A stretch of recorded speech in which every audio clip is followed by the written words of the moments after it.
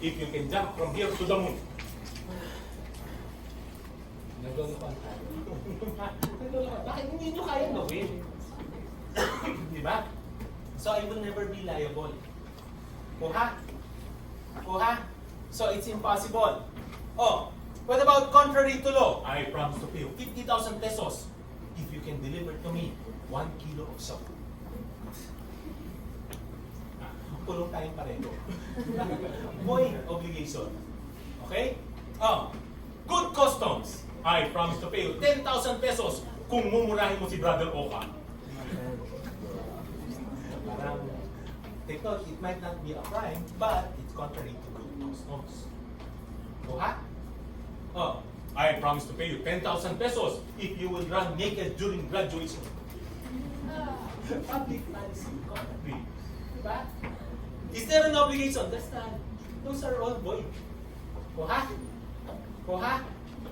However, if the obligation is divisible and part thereof which is not affected by the impossible or unlawful condition shall be valid. Example, I promise to pay you 50,000 pesos. And if you let me sleep with your wife, I will add another 100,000. Valid? Void. Void yung second half. But the first half is still valid. But why? Because I owe you 50,000 pesos. The 100,000 pesos depends on whether you will let me sleep with your wife. Follow? Kuha? So, divisible. Finally, last paragraph then tells you, condition not to do an impossible thing shall be considered as not having been agreed upon. Please note, a condition not to do an impossible thing, okay, does not make the obligation void. Okay? It only makes the condition non-existent. I promise to pay you 50,000 pesos if you do not jump from here to the moon. Ano sasabihin mo? Oh, where's my 50,000 pesos? Bakit? I will not jump. Don't worry. I can assure you I will not jump to the moon. Kuha? But the 50,000 pesos becomes valid. Kuha? Followed? Followed? Ah. 83, 84. Ito, 84, 85 we will take together because it's actually roughly the same. Okay? Condition that some event happen at a determined time shall extinguish the obligation as soon as the time expires or has become indubitable that the event will not take place. Okay? Condition that some event will not take place happens at a determined time shall render the obligation effective from the moment time indicated as elapsed or it becomes evident that the event cannot occur. Okay? These two conditions, these two articles are very related in the way that it actually determines if it's a condition with a period, how do you know if it happens or does not happen within that period? Diba? So, for example, I promise to pay you 5,000 pesos if it rains next week. Or if it does not rain next week. Either way. Diba? Paano nyo malalaman if my obligation is extinguished or arises? How would you know? How would you know? Next week, I promise to pay you 5,000 pesos if it rains next week. Let's look at a better example. I promise to pay you 5,000 pesos if J.D. breaks up next week. Hindi mo kilala si J.D.? Nadine Buslet saka James Q. Hindi kayo nanonood ng mga Pilipino. Oh!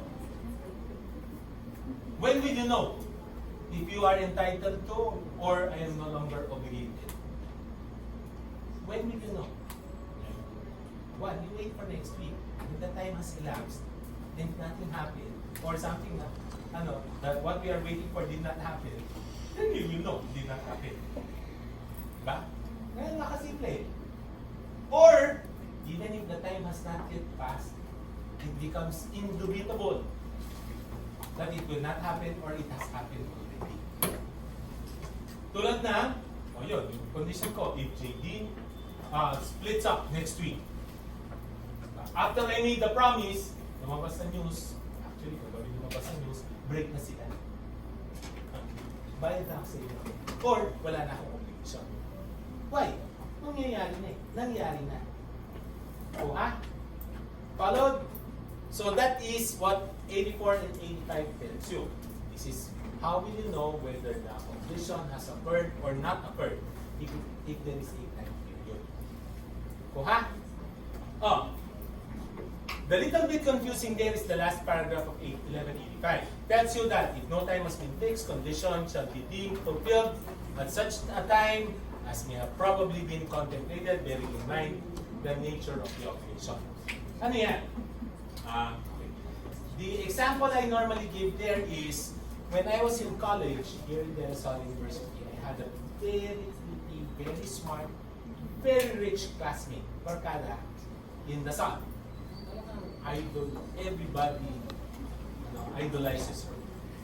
Maganda na, matalino pa, ang yaman pa. Okay?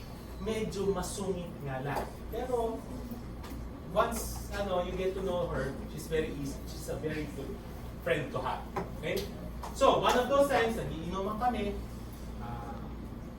sinabihan namin, alam mo, ikaw, Ina, hindi ka na mag-aasawa. Sinasabi namin siya, hindi ka na mag-aasawa. Bakit naman? Parang hindi ko kayo kaibigan. Sabi namin, yung na, kaya namin sinasabi sa'yo, hindi ka na mag-aasawa. Bakit? Matalino ka, ganda ka, mayaman ka, hindi masungit. Eh, takot lahat ng lalaki sa iyo eh. Walang manliligaw sa iyo. Sure shot yan. Hindi ka na liligawan. Okay? Saan? Grabe naman kayo. Saan na? O sige, ganito. Pustahan! Pag kinasal ka, sagot namin ng reception. Ganun ka-confident yung barkadahan namin. So what happened? She got married 2 years ago to an American divorcee. Question, are we liable for the reception? Why? When the promise was given, it was way back when she was 18. So the contemplation of the parties are within the next possibly 10 years. Reasonably when you expected the person to get married. Getting married 2 years ago, di ba? She was already 57. Hindi, 55. Now she's now 57. She was 55 already. Who would have thought that she would be married? She would still marry at the age of 55. Kuha? That is far beyond the contemplation of the parties. Nung ginawa yung bet na yon, it was under from the nature of the obligation, they were expecting her to get married soon. How soon is soon? Maybe 10 years is reasonable. 20 years is stretching. 30 years, sasabihin siya, sorry, hindi na mag-aasawa. Followed? Eh, wala namang time na pinag-usapan eh. Precisely, if no time has been fixed. Followed? Followed, ika nga, conditional obligations is never perpetual. Okay? It is never perpetual. It's just like saying, your dad will tell you, I will pay you 50,000 pesos if you graduate from college. Diba? You graduated after 15 years. You think you're entitled to the 50,000? But you could have taken 5 different courses. You could have taken 5 different courses. That's beyond the contemplation of the bet. Kuha? Kuha? 84. 86. Ito, mabilis to. Okay? Condition shall be deemed fulfilled when the obligor voluntarily prevents its fulfillment. Yan. Yan. Usapan lasing. Ba? Usapan lasing. Kung kaya mong straighten yung coke, I will pay you 5,000 pesos. Coke? Okay, sige. You know. Nung mauubos na, biglang hinataw ko yung bote. Tapon. Hindi mo na ubos, may natira. Pwede ba yun? Bakit? Bakit? Why not? Forget about the law. Bakit hindi pwede yun? Tinataw ko yung bote para hindi ko maubos. Why not? Mandadaya ka eh. Mandaya mo naman. Magano? Daya mo naman eh. Magagawa ko na eh. Pinigilan mo ako. That is the basis of 1186. We prevented him from complying with the condition. Followed? Followed? Oh, 87. In the effect of a condition to give once the condition. Okay, 1187. The problem with 1187 is a very funny obligation. It's a very funny provision simply because we do not know the reason why. But nonetheless, the principle is there. What does it mean? It tells you that in an obligation to give a specific thing, once condition has been fulfilled, it is deemed to retroact from the day the obligation was constituted. Example, A promised to give to B a dog. Diba? Kailan? January 1st. Okay? If B has a date on February 15th, February 14th, Valentine's Day. I will give you a dog. Diba? Pinangako ng January yan, in New Year, during New Year, if you have a date on Valentine's. Okay? B had a date. Dated C. Dated C on Valentine's. Question, when is the obligation to deliver the dog arises? When does the obligation to deliver the dog arises? There. No, that's only the date when you can demand it. Because the obligation is complied. The condition has been complied with. But under this article, it tells you that it's as if it was completed here.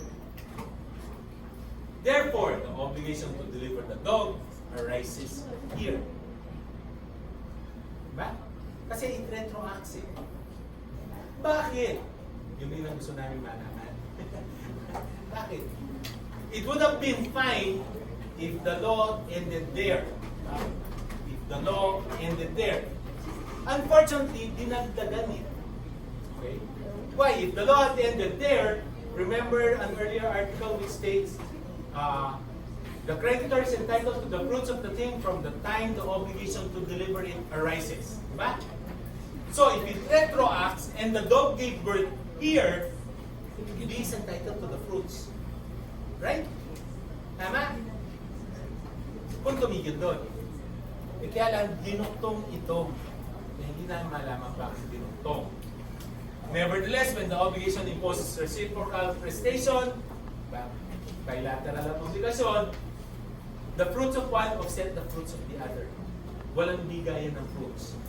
Or if it is unilateral, the debtor shall appropriate the fruits, which means the puppies go back to it. Bakit mo pa ginawa yung retroactive? Kaya hindi naman alam bakit ginagda. So why are we discussing this? Because your teacher, the examiner, the person who's going to prepare the final exams or midterm exams, might ask this question. This is a very popular question. So, kailangan, alam mo, in an obligation to give a specific thing, subject to a suspensive condition, fulfillment of the condition retroacts to the day the obligation is constituted. Kuha?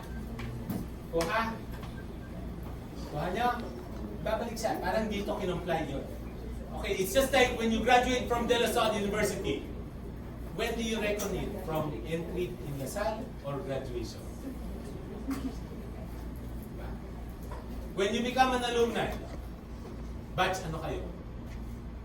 Graduation batch or entry batch? Ano ang premise niyo? Very good, QDC. Para ako, pumasok ako, batch 84. Kailan ako pumasok? 80. Ba, 80 ako pumasok. I entered the Rizal University 80. But I was batch 84. Commerce batch 84. Ba, gagraduate ako 84. Kuha? Kuha? No. So that is the premise there. Now, the only right thing that this article has, Only saving grace is this paragraph. In obligation to do or not to do, let the court figure it out because we can't figure it out. Okay? 86, 87. 88. Creditor may, before fulfillment of the condition, bring the appropriate action for the preservation of his right. Debtor may recover what during the same time he has paid by mistake in case of a suspensive condition. Because this is easy. This is, second paragraph is solution indemnity. Diba? I have no obligation to pay because my obligation is suspended, but I paid by mistake. What's your obligation? What's your obligation? Return. Solution indemnity. Right? Oh. How about the first paragraph? Let's see. Your dad told you, if you graduate from college, I'll give you my car. Alam ko, you like my car a lot. I'm giving you my car. Okay, deal. Coming home, you saw that the car was open. The keys are inside. Can you remove the key and close the car? Can you remove the key from the car? Close the car, lock it. Pwede? Why? It's not yet yours, it's still your father's.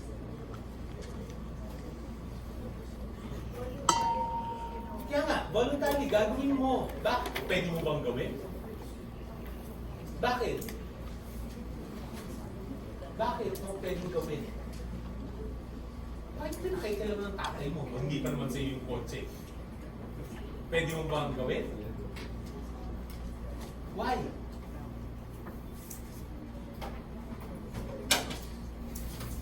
Let's look for an easier example.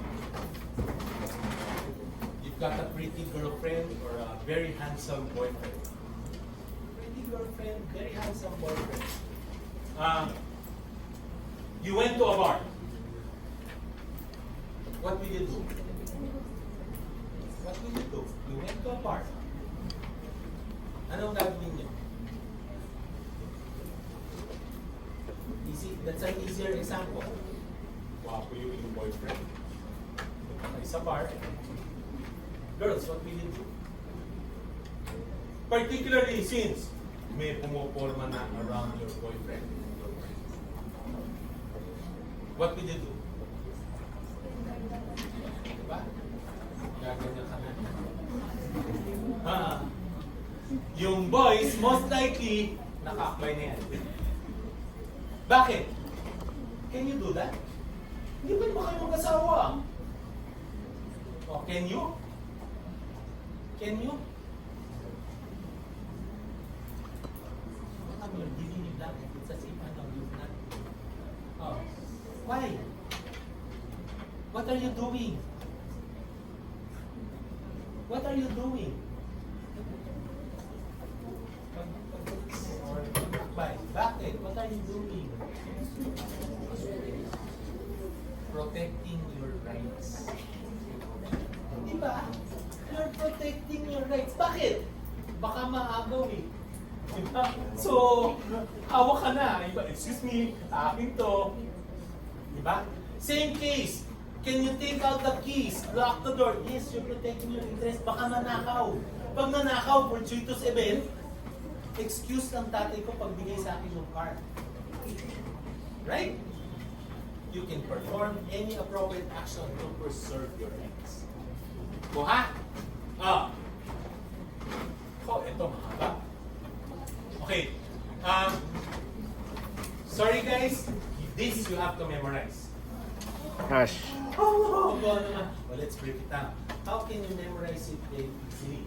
Okay? Memorize. 1189 talks about the condition where when the condition has been imposed with the intention of suspending the efficacy of an obligation to give.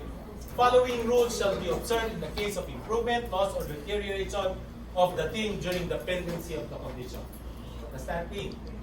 In an obligation to give something that's subject to a suspensive condition, what are the rules in case of loss, improvement, or deterioration? What are the rules? Okay. There are 6. Cut it down to 3. Cut it down to 3. What 3? The first 2 deals with loss. Okay, first 2 deals with loss. The next 2 deals with deterioration. The last 2 deals with improvement. Okay? Now, whether it is loss, improvement, or deterioration, one deals with no fault of debtor, the other deals with debtor's fault. Okay? How does it work? Let's start first with loss. If the thing is lost without the fault of the debtor, no fault. Debtor has no fault. What happens to the obligation to give? Extinguished. Why? Remember, the rule is no one should be held responsible for something which is unforeseen or foreseen is inevitable. Right? Right? Fortuitous event. Number 1. Diba? Wala sa kasalanan eh. Be extinguished, no more obligation. Right? Number 2. What if it was lost through his fault? Yung aso, na ibibigay niya, specific dog na binigay niya, dadalhin ko sa park. Ginawa niya, hinalimunan niya sa car para ma-load niya yung basket, yung kanyang sports gear, and then he drove off na nakatali yung aso nung sa likod ng kotse. Patay kasalanan. Yeah. What happens? He will be liable for damages. Obviously, di ba? O ha? Now, please note, they snap this in. When is a thing considered lost? When do you consider a thing lost? Okay? It tells you, a thing is understood to be lost if it perishes. Dies, if it perishes. Goes out of commerce. How can something go out of commerce? How can something go out of commerce? Okay? What do you mean when something goes out of commerce? What do you mean when something goes out of commerce? Okay. So, an example.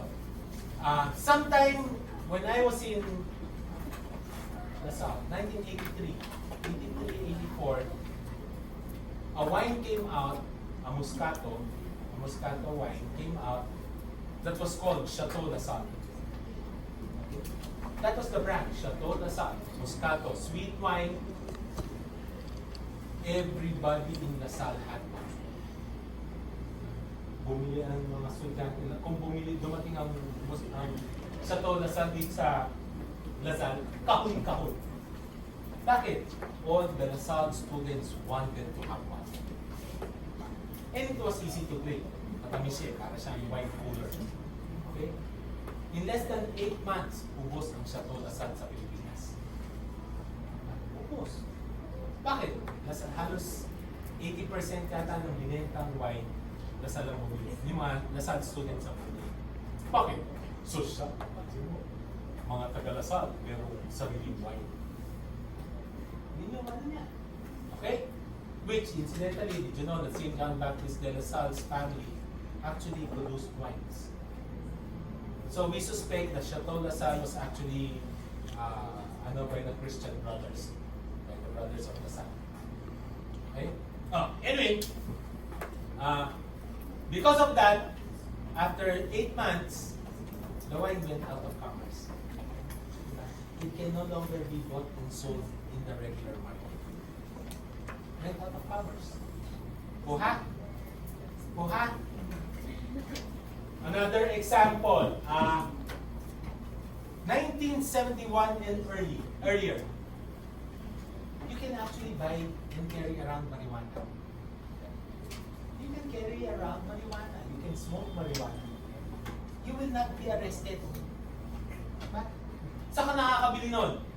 Wala kang mabibili sa grocery store or sa supermarket. Mabibili mo yan sa mga sari-sari store sa probinsya. You go to Ilocos, you go to Baguio, Benguet, makakabili ka niyan sa tindahan. Okay? Why? Hindi siya illegal. When did it become illegal? When Marcos declared martial law. Marcos declared martial law. He passed the Dangerous Drugs Act, including marijuana as dangerous drugs. Diba? Kaya during that time, yung mga hippie, yung mga tisma, merong uso sa kanila ang marijuana. Okay? But when Marcos put into law the Dangerous Drugs Act, including marijuana, marijuana went out of commerce. Why? It's so late. Kuha? Kuha? Oh, that is, goes out of commerce. Disappears in such a way that its existence is unknown. Yan, obvious yan. Nasaan yung cellphone? Ewan ko. Nasaan nga? Kung alam ko, hindi na nawawala yan. You know, it disappears. You don't know where it is. You got it. Lost. Followed? Oh. Then, of course, the last, you know where it is, but it cannot be recovered. It's something where you know where it is, be considered lost. Kung alam mo kung nasan siya. How?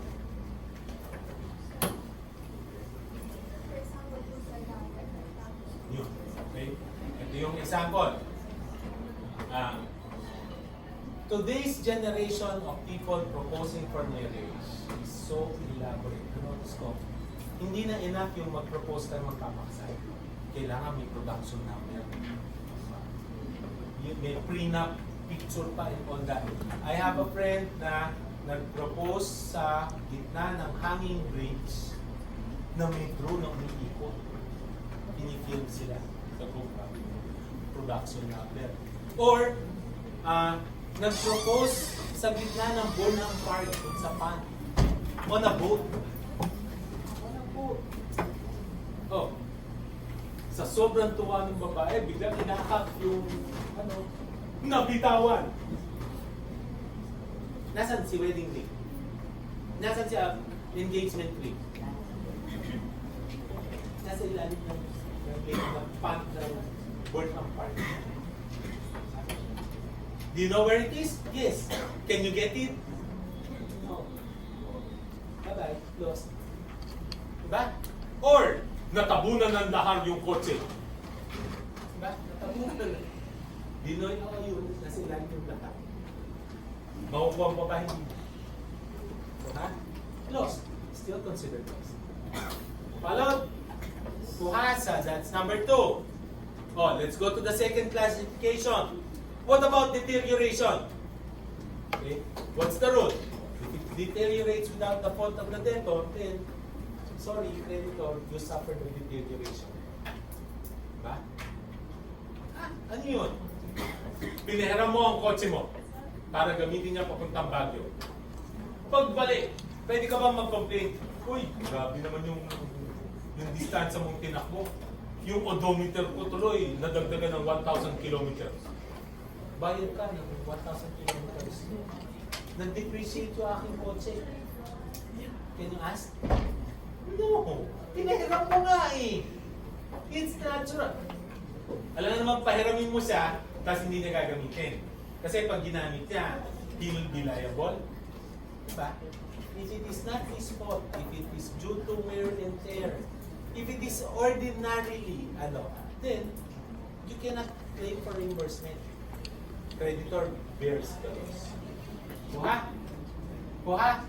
Oh, what if it deteriorates at the fault of the debtor? Obviously, nag-deteriorate yan dahil kasalanan ng debtor, liable for damages. Kuha? You'll be liable. Example, hiniram yung kotse mo. Diba? Nag-inom, naibangga yung kotse mo. Diba? Hindi naman total wreck, but may damage sa kotse mo. Is your friend liable? Yes, negligent, fault niya. Kuha? Kuha? Oh, last 2 talks about improvement. Okay? 1, if the thing is improved by its nature or by time, the improvement shall belong to the creditor. Diba? Example, I was able to buy a condominium unit in San Lorenzo 2, yung Torre Lorenzo 2, at a bargain. At that time, it was still pre-selling. na sinasabi sa amin nung asawa ko, nung mga ano, pakikid sa Pumili, ang layo. Ang layo ng Torres, Southgate. Papasok ang mga estudyante, diyan ka kumuha ng phone. Walang magre-renta sa inyo dyan. That was the time when we bought it.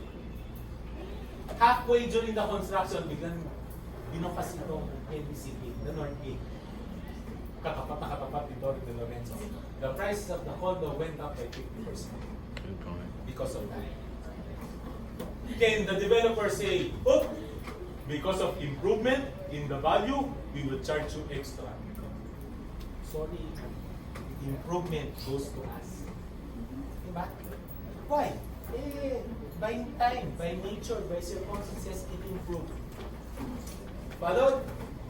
What else are you aware of that improves with time? What else are you aware of that improves with time? Wine. Huh? By nature or by time, it improves. Wine. Please note, ladies, women do not improve by time. In fact, the older you are, the lower your market value. Okay, the lower your market value is that's what people always say. On the other hand, and that's the weird part, men, the older they get, the higher their value goes. Yung pangit dati na hindi pinapansin ng mga babae, biglang hinahabol ng mga babae pagtanda. Bakit? Sugar daddy material. Sugar daddy material. But I don't know why. Although sabi nga nila,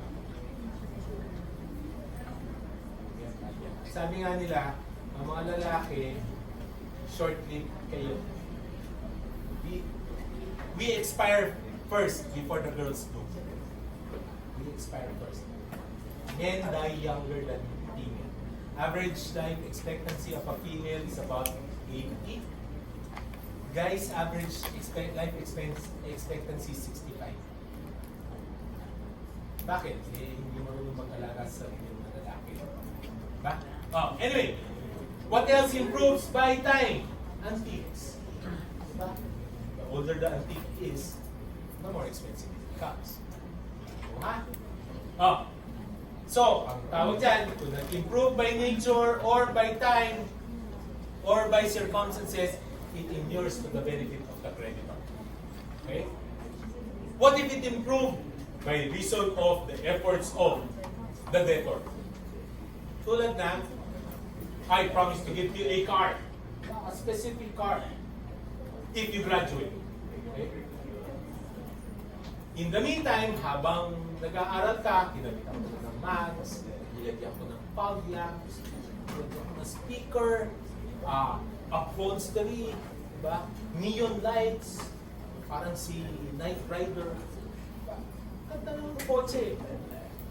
Upon your graduation, can I charge you for whatever I placed you? The answer is no. I am not entitled to any reimbursement. I am only entitled to the right usufructual. Sino nagtinignan sa lista? Usufructual. What's usufructual? Usufructual is the right to use.